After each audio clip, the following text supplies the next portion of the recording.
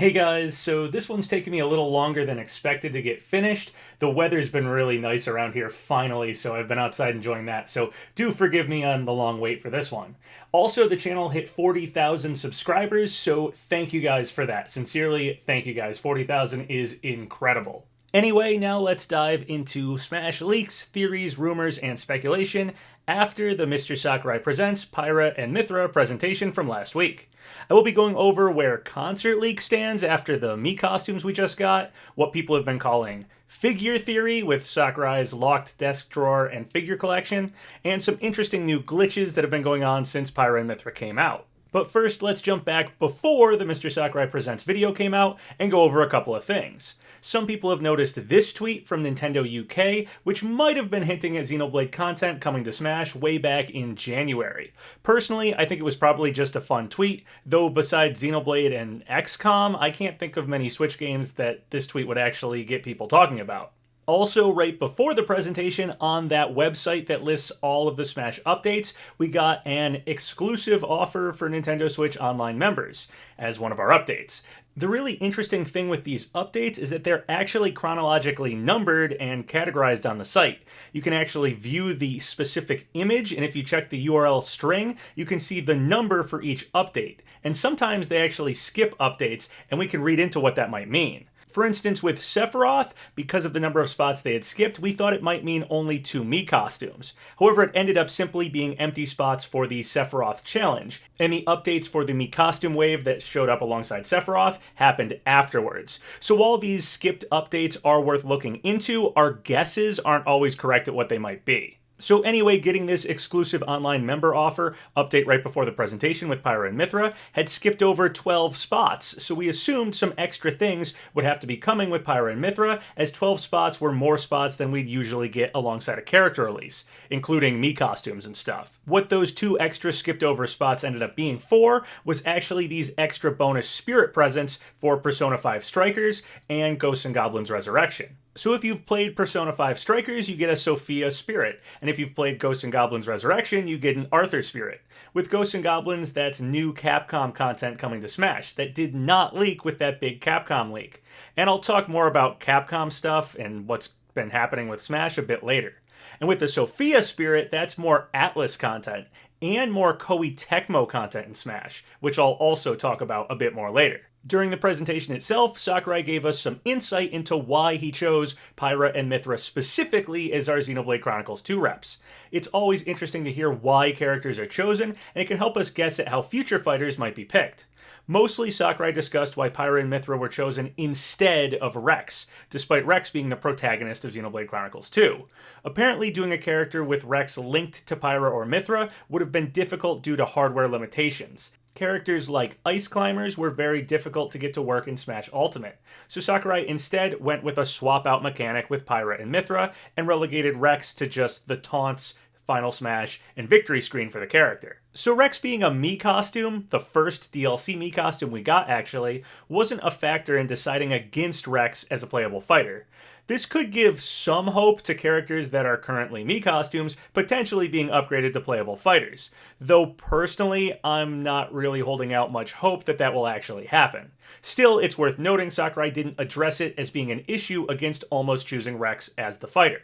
The issue was hardware limitations, similar to getting Ice Climbers to work. So this is very reminiscent to what Sakurai was saying about Min Min being chosen. It doesn't seem Springman being an assist trophy character took him out of the running as a possibility of a playable fighter, but rather the producer of ARMS asked for Min Min specifically. So Me costumes and assist trophy characters don't seem to prevent Sakurai from considering that character.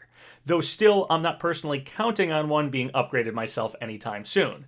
Simply because we seem to have just passed by probably the 2 best opportunities for those style upgrades to happen with fighters from ARMS and Xenoblade 2. We didn't get upgraded Me costumes for Xenoblade 2, we didn't get an upgraded assist trophy with our ARMS fighter, and those were probably the best opportunities for that to happen. It wasn't because Rex is a Me costume, and it wasn't because Springman is an assist trophy, so they were possibilities here, but simply weren't chosen. We also recently got Pyra and Mythra's event, and it's for fighters in various shapes. So characters that can transform, change colors, or change the shape of what they were wearing is the theme here. Also, in the presentation, Sakurai made some strong statements that seem to go against the idea of us getting a third Fighter's Pass. Sakurai has strongly suggested before that the second pass would be the end of Smash Ultimate.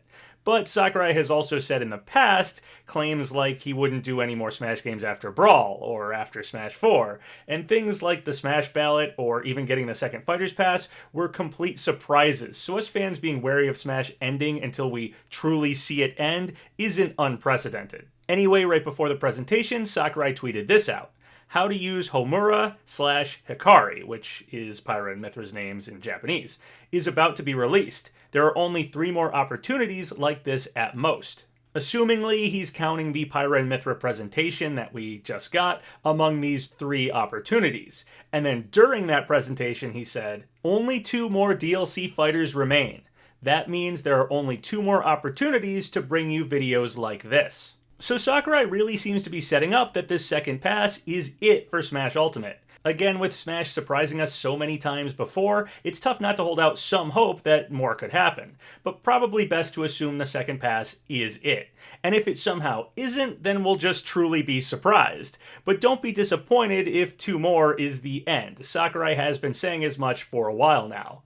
And after all, Smash Ultimate already has more content than I think almost anyone could have imagined it would have ever gotten when this game was first announced. So in some of my videos lately, I've been speculating based on this very old data mine from when Smash Ultimate first released about 16 dummy character slots found in the code, and how if we did the math, we'd be set up to have 3 leftover spots at the end. However, apparently this is not actually the case. Forgive me, I'm no expert on data mined information, I don't data mine things myself, and I speculate the same as anyone else, which isn't always perfect, I can be wrong. Even when it comes to the information I'm using to speculate about.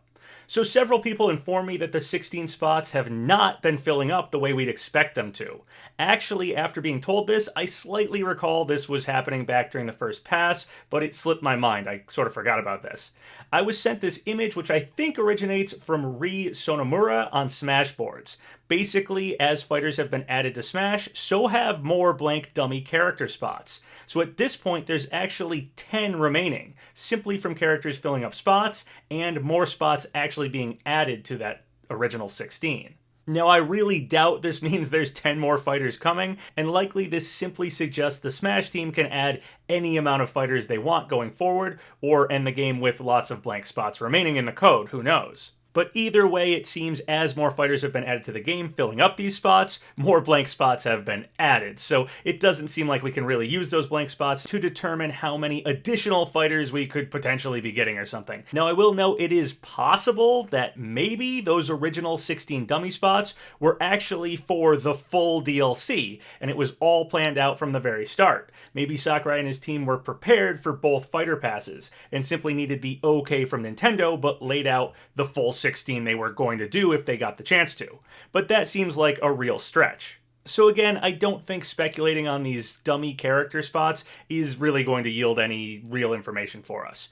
We do have the 3 stage spots on the stage select screen still, of course, though when we got Small Battlefield, it showed that they could potentially just give us more stages separately without a character alongside with them.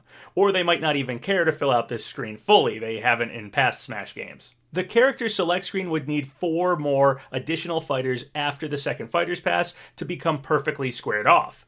However, if you take away the spots for the Mii fighters, as in if you haven't made any Mii fighters, the 2 final Fighter Pass 2 characters will perfectly square off the character select screen.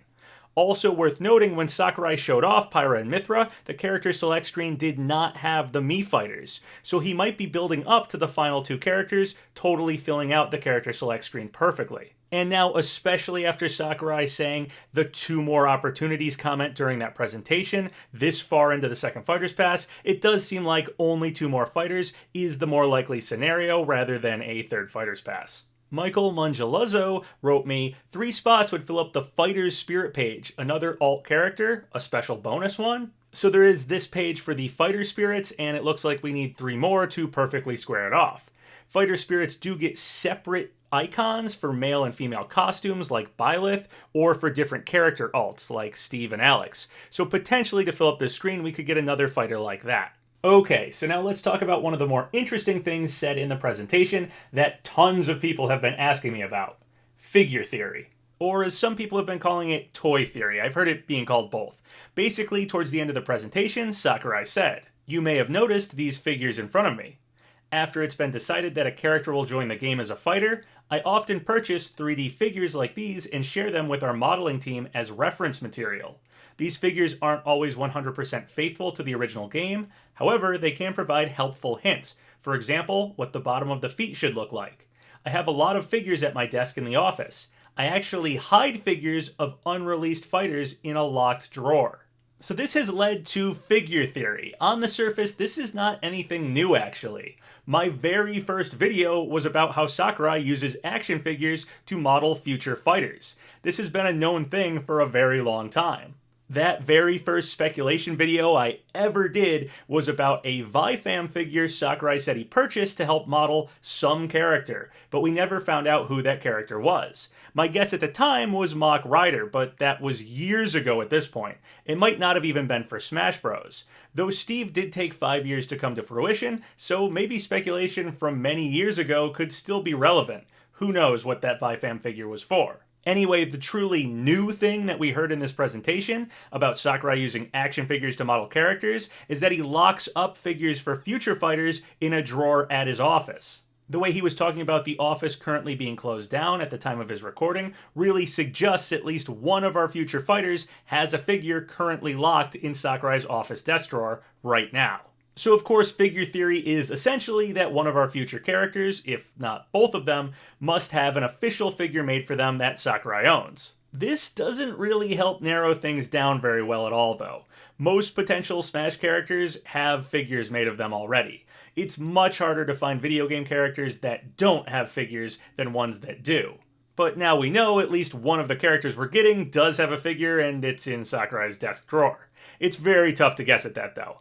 I'll use figures when talking about potential fighters in the rest of this video now, just to show how it can basically fit for just about anybody. Now we could read into that one comment Sakurai made about using the figures to model the bottom of characters' feet as potentially a hint for who the figure might be for, a character with something interesting on the bottom of their feet that might be easy to overlook. Crash Bandicoot's Nendoroid, which actually came out fairly recently, shows that he has this paw print design under his shoes, though I think it's more likely Sakurai's bottom of the feet comment wasn't a hint at some specific future fighter's figure, but literally just saying action figures help show parts of characters that you might not otherwise see from things like concept art and even in-game models and stuff. Also, I saw some people questioning what this figure might be that was mostly off-screen when Sakurai showed some of his figure collection, but I'm pretty sure it's Twilight Princess Zelda's figure's shoulder armor. On Twitter, Toast Guy wrote, maybe the hints of Zelda in the past presentations were in reference of Pyra and Mythra's down B swap mechanic that Zelda and Sheik used to have. Uncertain if that's the reason why, but I did find Sakurai mentioning Zelda multiple times in some of these past presentations kinda noteworthy. Anyway, the fighter spirits we got for Pyra and Mythra, the artwork for them actually originates from the Pyra and Mythra statue that Sakurai had, the box art for them. Hero Techni on Twitter wrote, should be of no surprise to anyone, but Pyra and Mythra's spirit art doesn't actually use art made for Xenoblade Chronicles 2. It uses art specifically made for the two statues. While we're on the subject of figurines, we also did get some new amiibo shown off recently for Monster Hunter Stories 2. I really hope they release the first set of Monster Hunter amiibos in North America, as they are some of the few amiibos that didn't get released here. I don't like to harp on any Geno theories post-Geno Me Costume happening, but it's worth noting that Geno is an action figure in the context of Super Mario RPG itself. Sadly, Geno has nearly no official merchandise. There's this very rare keychain, but it's like the closest thing he has to an actual figure. Good Smile Company is having a campaign where fans can submit ideas for future figures. I'll be voting for Geno, so maybe we can finally get an official Geno figure. Since the chance of a Smash amiibo seems to have likely passed us now, this could be the way to get that. If there are any fellow Geno fans out there that want to help vote for Geno, maybe we can finally get some official Geno merchandise. In fact, a lot of the highly wanted Smash characters have Nendoroids. Doomguy and Crash have them, and Arl just got one recently as well. Also, before I'm off the subject of Geno, it was Super Mario RPG's 25th anniversary on March 9th. Sakurai did one of his anniversary tweets with this image. So that was pretty cool, although now both of Sakurai's Geno tweets have obscured the me face, so seemingly Sakurai also doesn't think the me face works too good for Geno. It's not too late to give us a Geno mask head, Sakurai. Add that in some future me wave, we'd all be very happy. Alright, so speaking of Miis, now let's talk about the Mii costumes we got revealed during Pyra and Mythra's presentation. They were oddly entirely Capcom Mii costumes. We had the big Capcom leak that had nothing in it about Super Smash Bros. Stuff, and now we have a bunch of Mii costumes and the Ghosts and Goblins Resurrection bonus Arthur Spirit from Capcom showing up in Smash. So we suddenly did get a bunch of Capcom stuff in Smash. Since none of this leaked during the Capcom leak, it's possible a Capcom fighter could still happen, and possibly that didn't leak either. Of course, conversely, one could make the argument that they would have held off all this Capcom content to show up alongside a future Capcom character, but Sakurai did have this to say. You may be wondering why there are more Capcom characters. It's because Monster Hunter Rise is coming soon. I was pleasantly surprised to hear that there's a new Ghosts and Goblin game coming out. So it seems like getting these Mii costumes now was simply because of the timing being good to coincide with Monster Hunter Rise and the new Ghosts and Goblins game releasing. I really dig the Arthur Mii costume, though I wish he'd somehow been given a full mask head and like a music track or something, so he'd fall among the deluxe Miis. Arthur looks okay with a Mii face though. It's still a very cool costume in my opinion. Now the majority of these Miis weren't just Capcom Miis, they were specifically Monster Hunter Miis. The two returning armor sets from Smash 4 and a Phaline hat. This, of course, might end Concert Leak, and in fact, I called my reaction video to the Mii costume announcement the death of Concert Leak. So Concert Leak was this anonymously posted 4chan supposed leak that claimed a big Smash concert was happening in 2021, and had songs for every single fighter. This was posted before Pyra and Mythra were revealed, and had the last 3 songs in order as Counterattack from Xenoblade Chronicles 2, Insanity Beach from Crash Bandicoot, and Proof of a Hero from Monster Hunter. So it correctly predicted a Xenoblade fighter would be next. However, now with the Monster Hunter Mii costumes showing up alongside our Xenoblade characters, it seems less likely that the final fighter would be a Monster Hunter character, as they'd probably save these Mii costumes until that fighter was revealed. Of course, keep in mind, Sakurai said specifically he did these Mii costumes now because Rise was releasing soon. So it's possible Concert Leak isn't dead, and the Monster Hunter Miis are happening now entirely just to coincide with Rise like Sakurai said. But even if that's the case, I still find it a little strange that they wouldn't save them if a Monster Hunter rep was actually happening as the final fighter. So is Concert Leak dead? Did these Monster Hunter Miis kill it? No, but it certainly took a major hit with these Monster Hunter Miis. Just seems more likely they would have been saved until later if Concert Leak was legitimate. We could go full on conspiracy theory and think that maybe Sakurai knew about Concert Leak and shuffled the Miis around to throw us off its trail, and then made the statement about why the Miis are happening now, and it's because of Rise. But thinking about conspiracy theories on top of potential leaks, it just all feels like a huge stretch in my opinion. So here's where I'm at with Concert Leak. I don't think it's totally dead, but I'm going to shelve Concert Leak for the time being and just kind of assume it's fake going forward. If, however, Crash Bandicoot shows up at E3, I think it might be worth dusting off and discussing again. Crash Bandicoot has always been a potential E3 character reveal though, so by no means would Crash happening next make Concert Leak legitimate. I think it would just make it worth looking at again. So Concert Leak is majorly hurt by the Monster Hunter Mii costume showing up here, but not totally dead. We'll put it on the shelf for now, and if Crash isn't the next fighter, it's over. If Crash is the next fighter, we can get suspicious about Concert Leak again. While we're on the subject of Crash Bandicoot, one interesting thing did happen for Crash. Cosmic Glovey DX wrote me, "Here's something I found interesting. The Crash on the Run Twitter account posted a video showing tweets of people being excited for the game. One of the tweets mentions the 5-year plan rumor, and they put that in the video. Really makes you think. And then they show the Crash on the Run Twitter account, and it says, great to see all the hype ready for launch. Can't wait till March 25th. Not long now. Thanks for coming on the journey with us, and some good guesswork. Then they show some tweets from that video, and one of them says, 5-year plan. So after that, it's back to seeing nothing but Call of Duty sequels, aren't we? So that's pretty interesting, right? An official Crash Twitter account actually made a video up of a bunch of people's tweets, and actually one of them mentions the 5-year Crash plan. Of course, keep in mind the 5-year plan likely does exist, and there were several articles written about it existing. The real question is what the contents of the 5-year plan actually entail. That we don't know for sure. So whether the 5-year plan actually involves Crash coming to Smash or not, that's totally a rumor and still unknown. The 5-year plan itself, though, does probably exist. It's just uncertain if Crash coming to Smash is actually in there. Okay, so we got both the missing Monster Hunter Smash 4 Mii costumes back alongside Pyra and Mythra. But that means we didn't get the costume I was assuming we'd get back. Lloyd's costume. Now, the Lloyd Me Costume from Tales of Symphonia is the final remaining Smash 4 third-party Mii costume to be missing from Super Smash Bros. Ultimate. I'm honestly kind of shocked, as I really figured the costume would return here. Lloyd uses 2 swords, Pyra and Mythra are 2 swords. Tales of is a Namco game, and Xenoblade has ties to Namco through Xenosaga. Tales of is an action JRPG, so is Xenoblade Chronicles 2, so it just seemed like it would make sense to return Lloyd's costume here. And yet, here we are, with Lloyd's Mii costume being the final missing third-party costume. Ever since the second Fighter's Pass started, we were drip-fed all the remaining Smash 4 third-party Mii costumes, and a theory arose. Basically, that we might get them back one at a time until only one remained, and that one remaining Mii costume might be upgraded into a playable fighter. You'd save the big surprise like that for last, right? I initially thought this could be Geno. We'd get all the other third-party Smash 4 Mii costumes back, and then end the whole thing off on revealing that the Geno Mii from Smash 4 was getting upgraded to a fully playable fighter. But obviously that wasn't the case. Then with Concert Leak in mind, the idea was we'd get the Lloyd Mii back with Pyra and Mythra, and the Monster Hunter Miis would be saved until the very end, when it would be revealed that a Monster Hunter fighter was happening as the final fighter in the second pass.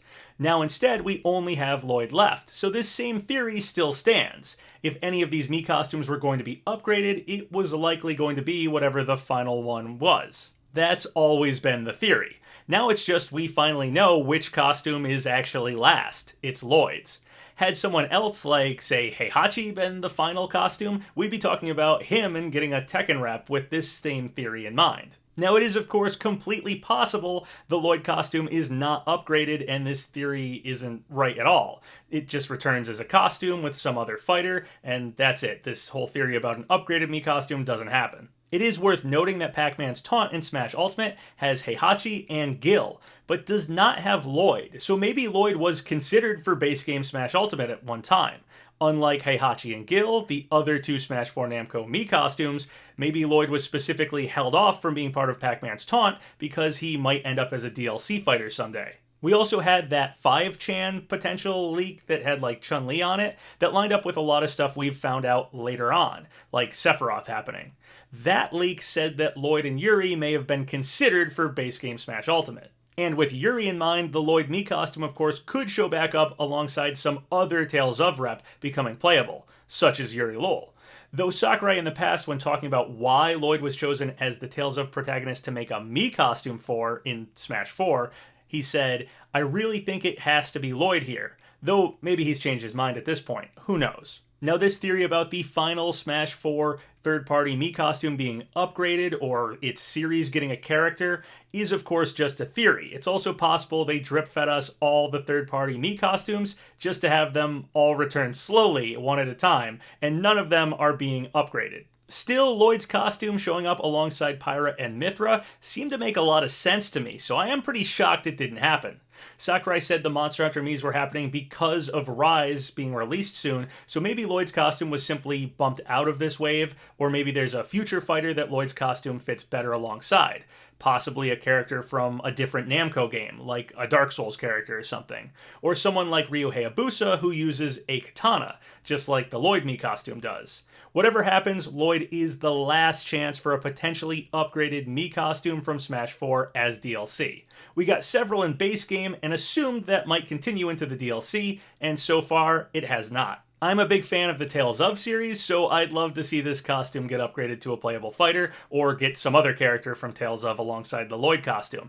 However, I know we've gotten a lot of JRPG stuff in the DLC, and a lot of Western fans aren't too into that, so I don't know how Lloyd would be received if he became a playable fighter, but I'd be happy about it. Alright, so now let's talk about some glitches that have been going on. Now this is highly theoretical stuff to speculate about, but it's also very fun to discuss. The idea is basically when glitches are found in updates for Smash Ultimate, they might be happening because of something the Smash team is working on for a future fighter. There's not really a reason a random glitch should appear in an update unless it's happened because of something new being worked on. Just don't take this glitch speculation stuff too seriously, as even if glitches do point towards future fighters or mechanics for a future fighter, it can be very hard to guess at what that fighter might be. Figuring out the reason a character or some mechanic that's already in the game is being altered and then glitching out on us doesn't often make much sense until we're looking at it afterwards in retrospect when we find out the next character. And sometimes it may never make any sense. Between Sephiroth and Pyra and Mythra, Pokemon Trainer was glitching, and of course Pyra and Mythra are a swap-out character, just like Pokemon Trainer, so that one kind of makes sense. Before Steve, Daisy was glitching a lot, and her turnip mechanic might have been used to make Steve's mining mechanic or something. That one's a bit more of a stretch, but it could have been what it was. We will likely never know for certain if a glitch was really pointing to a character or not, but again, it's fun to speculate about this stuff. Alright, so we have 2 new glitches showing up since Pyra and Mythra released. Farubi on Twitter wrote, "New bug in 11.0. Projectiles sometimes completely ignore specifically head hurtboxes when moving forward or going from dash to run. I'm not sure. I first saw this with Byleth's arrow and Jigglypuff's head, but it seems to affect any projectile in the game."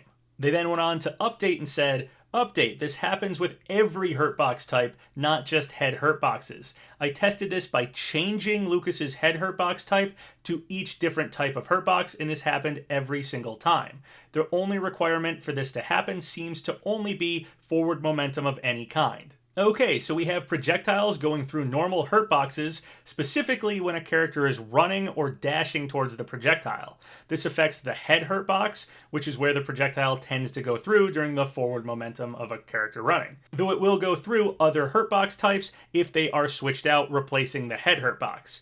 So this isn't a character-specific glitch, but rather one that's affecting projectiles and hurtboxes in general. The main character I've seen people guessing this glitch could be pointing towards is Reimu from the Toho games. The Toho games are bullet hell games and are all about narrowly dodging projectiles. Reimu could have a grazing mechanic, where projectiles that only graze her don't actually hurt her and fly past. So she could have a very small hurtbox, and projectiles that aren't dead center would simply not hurt her. This is something from the Toho game, so it would make sense. There are some other characters I've seen people guessing this glitch could be for as well. For instance, Ryu Hayabusa has that classic ninja headband with the piece of armor on it. With that one specific piece of armor on the head, it's possible projectiles not affecting the head hurtbox during a run animation is in preparation for Ryu to have some sort of new mechanic where he automatically blocks projectiles aimed at his head during a run. Sort of like Link's shield when standing. Maybe the headband armor could block projectiles that way. I've always found having that single piece of armor on the headband kind of silly with ninjas, so maybe it'd be kind of neat to make that actually useful in Smash. Or maybe Hayabusa could automatically block projectiles with his katana while dashing or something. Another character I've heard guesses at that could relate to this glitch is Rayman. Rayman has no neck, so potentially they are altering projectiles to miss the head hurtbox so that they can miss Rayman in the space between his torso and his head. Another possibility would be Decidueye, who I talked about recently. Sakurai said Decidueye was almost chosen as our Pokemon rep for Ultimate over Incineroar, and a lot of characters that almost made it into base game have been showing up as DLC. Decidueye is Grass Ghost type, and possibly they could be incorporating the ethereal ghost qualities of Decidueye by having the Pokemon phase through projectiles while running or dashing in some way. Decidueye is also an Archer Pokemon, and that brings us to our second new glitch. Hi PapaGenos, I found something interesting with Dark Pit. There's a visual glitch where you can get his arrow stuck on his body. I don't know if it means anything or if it was unintentional. So Dark Pit is getting his arrow stuck onto his body. This is once again a glitch involving projectiles. So perhaps a projectile-heavy character is being worked on. Again, Decidueye would shoot arrows very similar to Dark Pit. Dark Pit also splits his bow into 2 swords, so although the glitch itself doesn't necessarily involve that, the character the glitch involves does use 2 swords. And of course, Lloyd dual-wields swords, and we just talked about Lloyd being the last remaining third-party missing Me Costume from Smash 4, so it could maybe fit him that that character's glitching. Retro Rodder wrote me, so my theory is that since we do have bow users in the game, Dark Pit specifically might be glitching because his arrows are steerable, so they might be toying with the steering mechanic of the arrows and maybe implementing it into Ryu Hayabusa as his auto-aiming bow acts similarly. And that's true, Hayabusa could use a bow, and potentially it would have a steerable arrow or a auto-aimed arrow, similar to something like how Dark Pit's arrows steer. Vergeben, of course, said some negotiations with Koei Tecmo happened for Smash, but wasn't sure if they resulted in a character or what. And recently, we have Koei Tecmo involved with Smash once again. The Sophia spirit from Persona 5 Strikers has Koei Tecmo in the copyright information. Also worth noting, Ryu Hayabusa is now a skin in Nioh 2. And even more interesting was something noticed by SabdierZ on YouTube. I'll post a link to their video in the description. Basically, they noticed that Ninja Gaiden Master Collection is getting a rated D version in Japan. If you aren't familiar with Japan's rating system by CERO, essentially their ESRB, here it is. As you can see, the Z rating is for 18+ games, whereas D is for 17 and up. It would be a slightly censored version of the Ninja Gaiden Master Collection. Here's what the excerpt says. Product information, title, Ninja Gaiden Master Collection, compatible models, PlayStation 4, Nintendo Switch, Xbox One, Steam. Release date scheduled for Thursday, June 10th, 2021. Simultaneous worldwide release. Price, package version, download version, 4,950 yen. Genre, action, CERO. Examination schedule, Z assumption, as in they're assuming the rating for the game will be a Z. Remarks. Online joint battle mode is not included in this work. Works included in the Master Collection. A mild version of the cruel scene of Ninja Gaiden 3 Razor's Edge, Ninja Gaiden Master Collection version D, assuming CERO D, will also be released at the same time. Nintendo Switch download version exclusive sale. So why release both a rated Z version of the Ninja Gaiden Master Collection and a slightly toned down censored version? Nintendo has been pretty cool about publishers not censoring their games lately, so why are 2 versions happening here? Well, let's take this a step further. If you go to the Smash website, most of the DLC fighters, if you scroll down on their page, have a link to where you can purchase their game of origin digitally. All of the DLC fighters pages have this link, with the exception of Banjo and Joker, but Banjo and Joker do not have games currently available to download on modern Nintendo consoles, unlike the other DLC fighters. So the theory here goes, maybe the reason the Ninja Gaiden Master Collection is randomly getting a semi-censored D-rated version is because Hayabusa is coming to Smash Bros, and Nintendo doesn't want to link the Smash website to a rated Z game, but would rather Koei Tecmo make a slightly censored version so they can link that version on the Smash website for a digital download. I actually think this is a pretty strong theory. Props to SabdierZ for this one. Alright, so let's get back to the glitches, as I have one more character I think these might be pointing towards. Both of these glitches involve projectiles, so they could be pointing towards a projectile-focused fighter, being in the works. When I saw the arrow sticking in Dark Pit, I immediately thought of the Needler from Halo. It would stick glowing projectiles into the opponent and then damage them with a delayed explosion. Definitely one of the more interesting guns Master Chief could use in Smash for a unique attack. Also, it's worth noting the next fighter will likely be shown off at E3, so very good chance it will be a character that's a big deal. A lot of people pointed out Walmart Canada Gaming tweeting about Halo's anniversary and something with Smash. However, Walmart Canada Gaming appears to just be run by a fan of Smash Bros. They've talked about Geno for Smash in the past and stuff, for instance. It's a cool account for sure, but I don't think they know anything about who's actually coming to Smash. However, someone who might know who we're getting for Smash is Inrin Khan. They've appeared to have correct Fighter Pass 2 information and proved that they at least knew Min Min was coming. A while back on Kinda Funny Gamescast, Inrin said they believed either Sora or Master Chief would be the big fighter reveal for the second Fighters Pass, and also went on to say Sora negotiations fell through with Disney. So was this just speculation, or were they saying Master Chief is happening? Inrin said they weren't sure if a Monster Hunter fighter was happening or not when they were discussing the possibility that a Monster Hunter fighter may have been considered for base game. So I don't think Inrin ever knew the full DLC, or they'd be able to definitively say if a Monster Hunter fighter was happening. Last year we didn't have an E3, but it seems likely Steve probably would have been the character revealed there, had we gotten an E3 2020. Assumedly, Steve would have been revealed and then released a few months later like Hero and Banjo, probably released closer to when we actually got Steve. That's speculative, of course, but the year before that, we got Banjo at E3. So what if the plan has always been to do a Microsoft rep every year at E3? Banjo, then Steve, and finally, Master Chief. We'll have to wait and see, but Master Chief is certainly a big enough fighter to warrant an E3 character reveal. And I do think all these glitches having to do with projectiles could point to a character like that. And again, specifically, that arrow being stuck in Dark Pit really did make me think of the Needler gun. Okay, so moving on from the glitches, I have two other things I want to address briefly, but I don't think either of them are worth looking into too much, but I've seen them floating around speculation, so I wanted to talk about them anyway. First off, Sevenator on Game FAQs wrote a theory about that big list of deconfirmed characters Vergeben was talking about, specifically for Challenger Pack 5, which ended up being Byleth. Sevenator's theory is saying that it's noteworthy to look at that list because so far in the second pass, the list has still held up. None of the deconfirmed characters on that list have become fighters ever since that list came out, so maybe the list still stands and isn't just for Challenger Pack 5. However, since Vergeben was very clear that the deconfirmed list was only about Challenger Pack 5, I think we shouldn't read too much into this.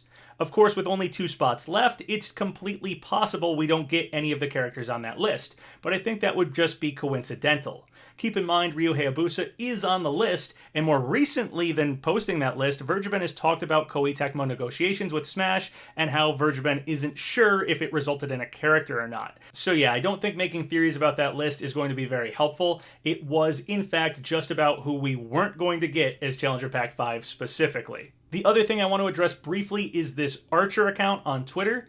They have seemed to predict a lot of Smash stuff, and are now saying Dante and Arthur Morgan are the final 2 fighters.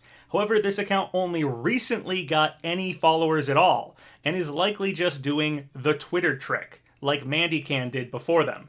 Basically, you can make a bunch of tweet predictions while your account isn't following anyone. You just make a ton of wild predictions. Then you wait for things to start to get confirmed and revealed.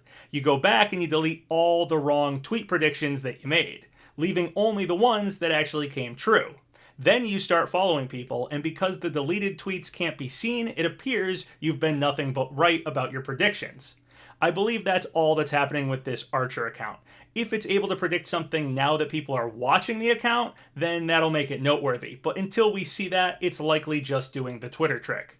Finally, I just want to mention that a Pollyanna 2 book for the Mother series has been announced. The first book had Sakurai tweet this. On the back of the Hobonichi tribute comic Pollyanna, there is an advertisement for Ultimate. When I think about it, as of right now, the only way to see the Mother universe on current hardware is with Ultimate itself. I've had such a long history with the series. Porky Minch not having a spirit despite being a former boss in Smash Bros. Specifically has never sat right with me, especially with how much Sakurai seems to love the series. I don't buy into the absolutely safe capsule spirit theory thing either, so I have no idea what's going on with Porky, but it feels very strange he's been omitted from Ultimate as a spirit. In other news, Wario64 wrote, Bloomberg reports that a new Nintendo Switch model will have a 7-inch Samsung OLED 720p display with plans to unveil later this year. Displays in mass production starting June with initial monthly target of just under 1 million units. So this is probably the first concrete evidence that Nintendo is likely using these screens for some pro version of the Switch.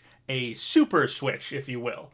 This has been a rumor for a long time now, so hopefully we'll finally have this actually get announced in the near future. My guess would be probably at E3, maybe showing up at the end of the year. Alright, well that's everything I wanted to talk about in this video. Interesting stuff with things like figure theory. Does the character you're hopeful for have an action figure? And those interesting glitches. Does any character you want actually fit for any of those glitches? If you guys have any thoughts or comments about any of the stuff we talked about, leave them below. Remember to like the video, leave a comment in the section below, and subscribe to PapaGenos! Twitter, Patreon, Discord.